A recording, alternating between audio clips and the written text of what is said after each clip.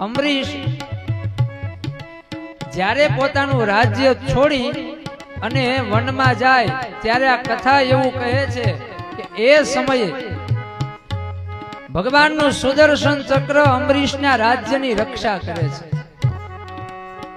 જ્યારે અંબરીશ એકાદશીનું વ્રત કરવા માટે વનમાં જાય એ સમયે અંબરીશના રાજ્યમાં યમના દૂત આવી નથી શકતા.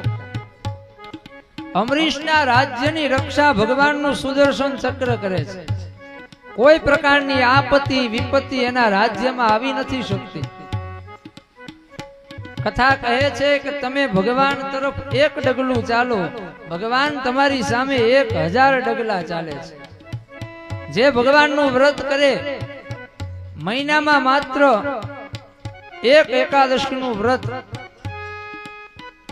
એ જીવને ઈશ્વર સાથે જોડનારું છે. એકાદશીનું વ્રત એ ભગવાન સાથે સંબંધ બાંધે છે. આ મહિમા છે એકાદશીનો.